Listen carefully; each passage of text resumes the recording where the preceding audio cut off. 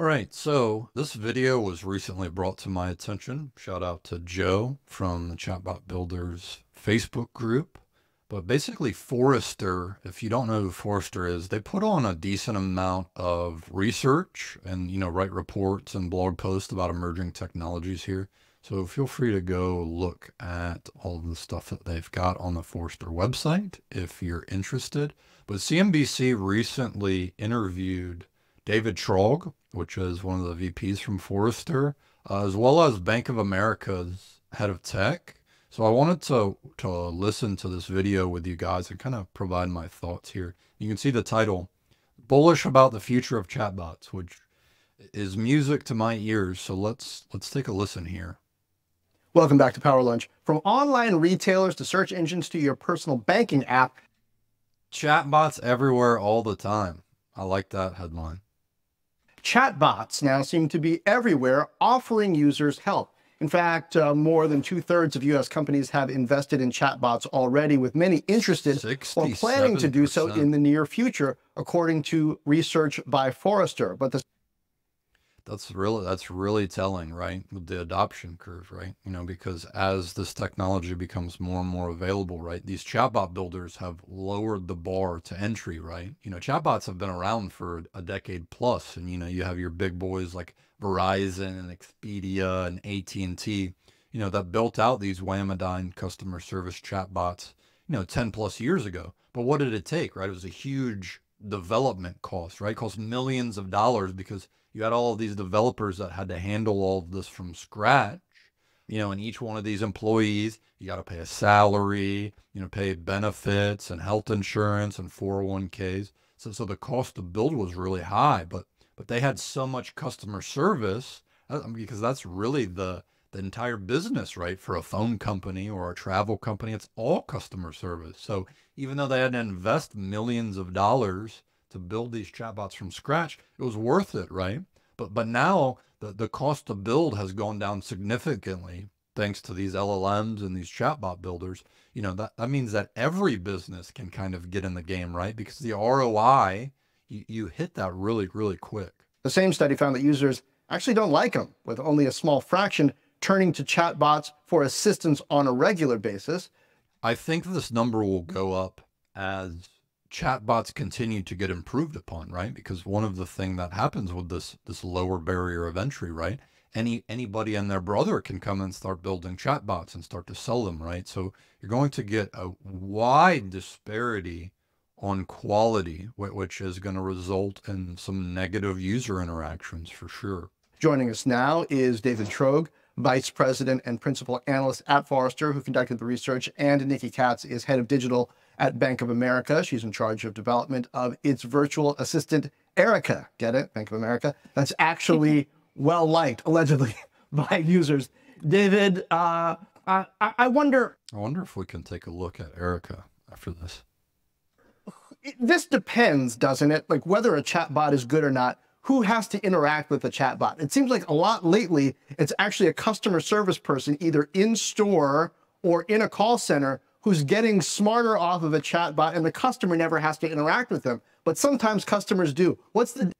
So basically what he's saying here is using the chatbot as an internal tool, right? Which I just built one of these for a company, which it's, okay, Connor, I've got 1,000 products and I have a post-sales team that's got to get on the phone and they got to call and they got to talk about these products, but they don't have access to the information. It's not like really efficient for them to pull up a part number, and they got to search through large amounts of documents. Can we build a chatbot tool that they can just kind of talk to and ping and get information quickly?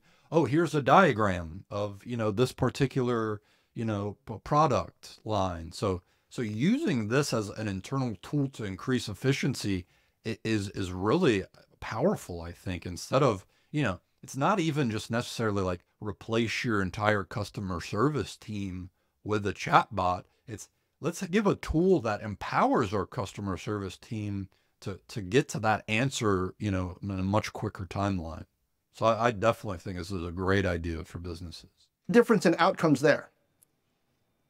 You're right. Those are two different ways of doing it. Either the customer service agent using the bot or an actual end customer using the bot directly. It tends to be a little safer if it's an agent using the bot because they can kind of, run interference. And If the bot goes stupid or gives a bad response, like the customer service agent will at least have some baseline knowledge. That way it doesn't, completely go out in left field or, can attempt to query the chat bot again without a frustrating user experience from the person directly interacting with it. if the bot goes in the wrong direction, they can mitigate that and speak to the user in terms that the user understands. On the other hand, what companies want to do is save money by taking the agent out of the picture and have customers interact directly with bots. And if you can do that successfully, it can be very This effective. is interesting here. So we've got 67% of U.S. companies have invested in chatbots, mostly deployed to cut costs. But what this says is, but Nikki, they I've often never fail to met. address customer needs, right? And I think this really ties back into quality, right? With these first round of chatbots and these first kind of initial investments off the back of these platforms, that they don't handle things very well. And some of the functionality that I'm looking for is that dynamic kind of back and forth, which a lot of the linear flow builders, you can kind of get lost in some of these mid steps. The person on the other end is not being serviced in the way that they want to. So this falls a lot of times on the builder and not putting out quality stuff, or, attempting to solve a problem that, these LLMs, while they're great at intent capture, they're not magic wands by any stretch. But I expect, this to change shortly because the tech is just getting better. These chatbots are just getting better at the end of the day. Met a bot that I like. Now, I am a Bank of America customer. I will say I've seen, Erica, the little thing pop up, never used it, but it always feels to me, not so much that it's not going to be helpful, but it's unaccountable. I can't follow up with a chat bot if there's some kind of problem. And that's what really annoys me is I want companies to be in with me for the long haul. And you'll see this as a common request, right? Which what happens, and I'm building a project out for a client right now. Okay. And it's, okay, this is a customer service bot. What happens if it gets stuck or doesn't have the answer and stuff like that? And that's, an intent redirect. You've got some of these chatbots that have, the live handoff integration, which we're going to ping somebody on your customer service team to jump in this conversation and, kind of save it, or routing to some sort of, contact us. Okay. You used to just email us straight up. But now we've put this chat bot as kind of like an interference layer to answer some of these layer one straightforward questions. But if you need more help, here's how to contact us. And that's intent routing in the bot, right? That's, adding that functionality in. Haul if this problem doesn't go away with the first fix. So how do you address that? Yeah, I think, John, the way we think about it is that Erica is just one piece of our high-tech, high-touch strategy. It's not meant to be your end-all, be-all. What we're trying to do is when you do need help with your finance. It's an assistive tool, right? It's not just we're going to take every single conversation that Bank of America needs to house and throw it in a chatbot. That's not the point of this, right? We want to make it really easy. You can go in, customers are asking Erica really easy questions at times like, what's my account number, or help me pay a bill. At other times, Erica is coming to our customers proactively and giving them information. Holy moly. 42 million clients. That's good. This is from April. So this is filmed in July. So we're talking in a span of maybe Information 3 about their months, spending 2 billion patterns and things like that. interactions. So Wow. really, it's about making the clients' That's lives huge. easier. And for us, it's really You're proven talking out. about We one of have the largest over banks in the 2 United billion States. client interactions with Erica since we That's launched, and insane 42 number. million of our That's really customers high. are using Erica. And I think the thing that when you Imagine the amount of data they're collecting off of 2 billion client interactions and conversations. I mean, that's absolutely wild. This is awesome to see. think about Erica as part of a continuum, what's important is if you can't get your answer right there, exactly to your point around accountability, we want to make it really easy to get your help. So Erica can help actually authenticate our clients and get them to either a live chat agent or to the right Handoff. associate via phone. So making it quicker to channel them to the help that they need. David, are chatbots the past or the future? I mean, how Think about it. When you call, let's say you call the help desk for like Bank of America or a large bank, right? What are you going to do? You're going to get the automated voicemail, you know, press 1 for Spanish, press 2 for English, press 3 to look up your account number. Like, you've got to go through all of these layers to try to get to the right person. The chatbot can just, boom, what is your problem? Okay, here's the answer. Was that helpful? No. Now go to this person based off what you've asked me. It's just better. It's a better experience, which is why a company like Bank of America wants to invest in something like this. How is AI going to alter the experience, make it far more widespread, make it better, to John's point, they can remember our previous interactions, or make them obsolete somehow? Well, a lot of the chatbots out there today that have been rolling out over the past 10 years do have some AI in them. The big change right now is that generative AI is making the headlines, of course, and is much, much more fluent in terms of, interacting with people in language that really makes a lot more sense than traditional chatbots. The problem is that they sometimes make errors, these generative AI-based chatbots. So this is big. Like, looking at this pie chart here, implementing but no further investments, implemented and expanding investments, 20% of U.S. companies. And this is from November of 23. I'd be surprised if these numbers weren't higher in the percentages here. I mean, we've got not interested at 17%, interested but not investing, and then don't know. So you've got about a quarter of companies that are kind of sitting on the, maybe almost 30%, let's just call it a third, that are just kind of sitting back and waiting. But that's still, I mean, you talk about 2/3 of all companies that are experimenting, piloting, implementing, and investing. The adoption curve, we might not be waiting very long, chatbot builders, right? And this to me just screams, we're valuable to the marketplace, right? Regardless of where this is headed, these businesses are now ready to try and attempt to implement these solutions. And this is where us as chatbot builders can sit here and build out MVPs. And hey, we want to try to integrate this with a particular business flow. Hey, I want to try to solve this problem in my business. Can you help me build this first iteration to see if it's worth investing more time, effort, and money and energy into building out a product? This is great. This is great data. We're really at an inflection point where companies are experimenting with including generative AI in their bots, but it's a risky thing to be doing right now. But it's absolutely the future. We're very bullish about the future. It just depends on what the interaction is, right? And the risk point, right? And I'll even throw out like a particular example, like an e-commerce chatbot, right? E-commerce, the entire revenue of the business is dependent on the website, right? And if you throw a chatbot in there with some potential hallucinations or wrong, products, or it's not built well, the risk to an e-commerce client integrating a chatbot is really, really high, right? Because if they start messing with the money pot, that's going to have some really, really negative ramifications to the business. But if you're throwing out, let me reduce some customer service, questions or stuff like that, the risk is much lower, right? Because your primary service or product is somewhere else outside of the chatbot conversation. So it really just depends on the use case, what this particular risk is.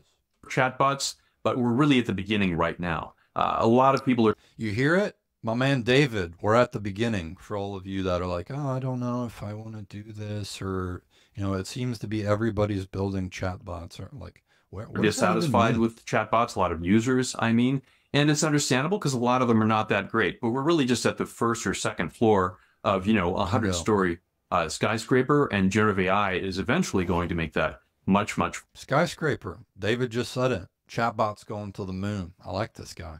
Better. But there are risks right now with generative AI. Nikki, I wonder how you see efforts from the likes of Meta. They've got Facebook Messenger and WhatsApp. Apple's got iMessage. Increasingly, they're trying to get these more general messengers into the stream for businesses, small businesses and large businesses, to have that kind of chatbot interaction with customers. Is that something that you don't want to do because you want to really own the customer experience and the data associated with it? Or do you see it as a way? I got a feeling I know what old Nikki's response is going to be, right? Bank of America is obviously going to keep everything inside of Bank of America, right? They have no interest in talking to you through a messaging platform, right? Because they want to keep everything in house in their day. It's just it's an extra lift for them to try to integrate with those other services. Maybe at a base level, they would attempt to funnel you back to Bank of America's site to talk to Erica, but think about it from a small business perspective, you don't really care that much, right? You just want to have that conversation with where your users are. So if they're already on Facebook or WhatsApp or whatnot, why not reach out to them and hit them? But Bank of America has a lot of proprietary data and a lot of security, and you're talking about banking information and stuff like that. And why would they introduce another potential headache for themselves? So I got a feeling she's going to say, yep, we're going to keep all this in-house. To potentially expand your customer base. Yeah, in terms of the way that our customers interact with Erica today, Erica is part of our overall digital platform. And like I said, part of the overall servicing continuum. And that's where we're focused. And I think also in terms of the general nature of the equation, we're very specific. Our goal with Erica is to help our clients make their financial lives better. And so as long as we stick to those rails and those guardrails, essentially, we're able to be very specific. Whoa, look at these numbers. Okay. 1.7 million requests for account routing number search, finding transactions, 1.5 million, money transfers and bill pay, 900,000, managing recurring subscriptions, 2.6 million. Wow. So this is great data from, all of the conversations that what are these 2 billion interactions with Erica. This is awesome to see. And think about how much of a support reduction it is for their customer service team to have Erica just handle all of these really, really common things for Bank of America's business, right? Because if Erica was not there, if they did not invest the time and money and effort into building Erica, each one of these things would have had to be handled, from a customer support perspective. It's huge. Specific about the kind of answers that Erica is able to provide and really take the time to focus on using advanced technology to understand what clients are asking about and map them to specific answers. And again, I gave the examples of, inquiries around routing numbers, et cetera, recurring subscriptions. That's where our focus.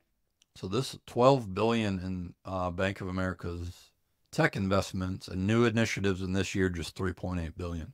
So obviously Bank of America is pulling out some big cash here and investing in this particular tech, which is awesome to see because there's going to be a trickle down effect, right? Because if Bank of America can showcase these numbers and what their spend is allowing, it to do from a cost reduction perspective, there'll be a trickle down effect to other businesses that are looking to do something similar.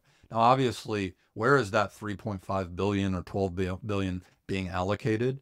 It's not going into the chat bot, right? That's a lot of money. And I'm sure that, Bank of America's solution is much more advanced and custom and built from scratch compared to, say, us going through Chatbot Builder or VoiceFlow or BotPress, right? Like we're using these platforms, to kind of expand our functionality as builders and also a speed boost for us.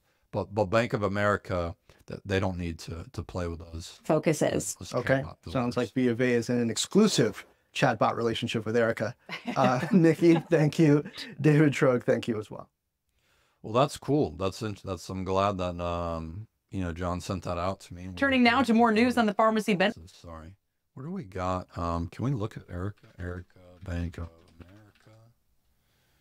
Oh, I already clicked on this. Erica. Looks like I've got it down. I probably have to be a Bank of America customer in order to interact with Erica. You kind of can see here, this is a request that she mentioned that, had millions of interactions. We got replacement card and then, your kind of typical, we got some buttons here. Scrolling down, let me make myself smaller. Yeah, this is all, stuff that makes sense from a banking perspective, just kind of in an app chatbot experience with Erica. So this is really cool to see. And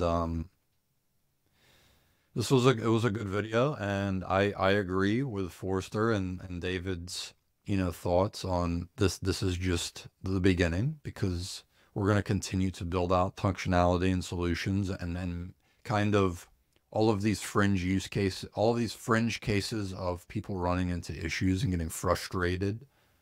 We're going to solve it, and then the percentages are just going to go up on users preferring this experience, because it gives them direct responses and answers, and you don't have to scroll down to the bottom of the website and click contact us, and I'm not sure, how do I get this problem solved? Do I put it in a forum and stuff like that? These chatbots, they're here to stay. The arrow is pointing up. Chatbot stocks to the moon. Let's get it. Happy building out there, chatbot builders. Talk to you soon. Thanks.